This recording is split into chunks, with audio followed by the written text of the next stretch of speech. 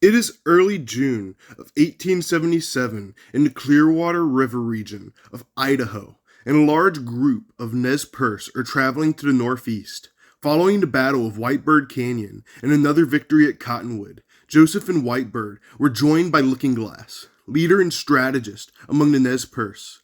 Looking Glass had not been planning to go to war with the U.S. over its plans to force the Nez Perce onto reservation, but General Otis Howard sent 66 men to arrest Looking Glass. After a shot was fired, with the source being unknown, the American soldiers fired on a civilian village with Gatling guns. Most of the Nez Perce were able to escape with Looking Glass, but the village was destroyed.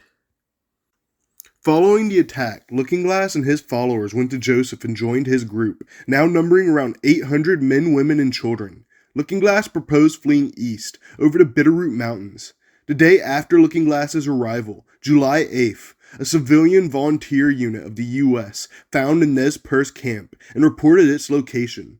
The volunteers were found by the Nez Perce and chased to a hilltop, which the Americans dubbed Fort Misery. On July 11th, the volunteers retreated to the north. Due to this, the Nez Perce thought General Howard's force would come from the north, and were surprised to see a large force of up to 440 regulars and 160 volunteers, 600 in total, marching from the south down the Clearwater River. Howard opened fire from a ridge on the Nez Perce with Gatling guns and howitzers, but these were ineffective due to the distance. The old leader, Tuhuhuzote, took 24 warriors to attempt to slow the American advance, building a stone fortification and not retreating until nearly surrounded. This gave the rest of the Nez Perce time to fortify their position. The rest of the day saw intense fighting as the Nez Perce tried to stop the Americans from taking positions. By the morning of July 12th, Howard's entire force was upon the Nez Perce, causing the Nez Perce to retreat when a wagon train unexpectedly appeared, giving a distraction. Howard's men followed the Nez Perce across the Clearwater River. The Nez Perce and the U.S. Army clashed again in the Battle of the Big Hole, where up to 90 Nez Perce men, women, and children died, killing 31 American soldiers and wounding 38 more. On August 12th, the Battle of Camas Creek resulted in Nez Perce victory, when the Nez Perce stole the Americans' horses, fighting a large American force for a whole day before Howard's force arrived and the Nez Perce retreated yet again.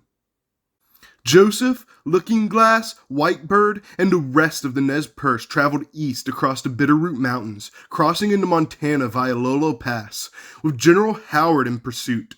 The Nez Perce then traversed Yellowstone before reaching Crow territory. Joseph asked the allied Crow for assistance, but they refused the Nez Perce out of fear for angering the Americans. Thus, Looking Glass and Joseph decided to flee to Canada and ask for asylum. At the Battle of Canyon Creek in mid-September, the Nez Perce were nearly blocked into a canyon. The Nez Perce fought their way out, starting north on the Montana plains. On September 23rd, the Nez Perce crossed the Missouri River near Cow Creek. They then made camp, with many disagreeing whether they should press on to Canada, which was merely 80 miles away, or slow down to tend to the weak and wounded. On the 24th, a wagon train was raided for supplies, which raised alarms and prompted the U.S. Army to send General Nelson Miles and a force of 155 men.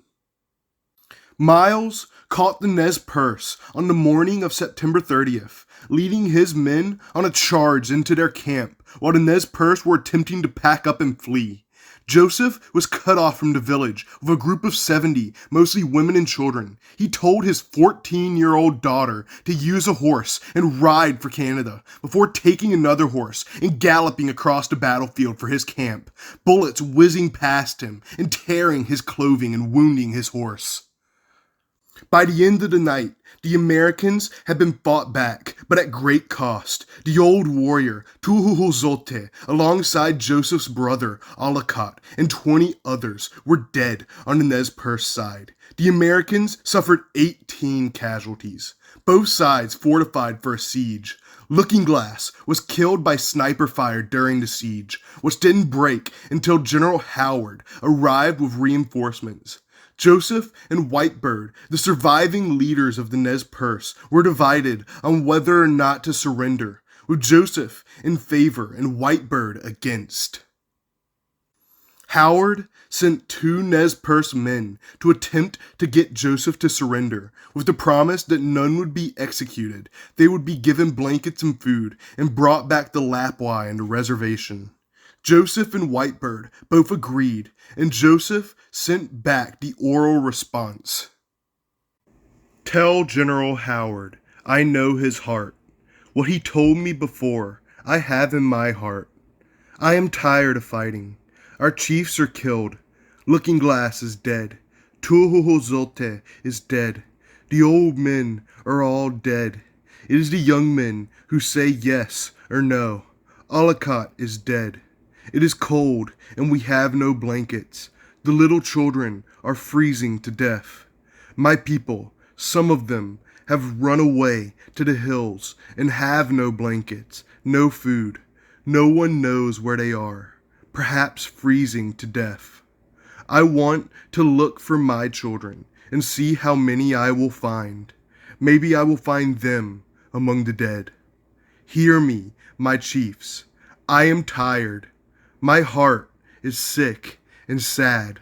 From where the sun now stands, I will fight no more. Forever. Howard's promise to send the Nez Perce back to Idaho proved to be a lie when General William Tecumseh Sherman, yes, that Sherman, overruled Howard and ordered the Nez Perce to be sent to Fort Leavenworth in Kansas. Joseph went to Washington, D.C. in January of 1879 to ask for his people to return to Idaho or at least be moved to Indian Territory, modern Oklahoma. The Nez Perce eventually were moved to a small reservation near Tonkawa, Oklahoma, but conditions there weren't much better than in Kansas. In 1885, Joseph and the 268 surviving Nez Perce from his group finally returned to the Northwest, but Joseph was not allowed to return to the Nez Perce reservation. Joseph moved to the Colville Reservation in Washington State, where he died in 1904. Thanks for watching.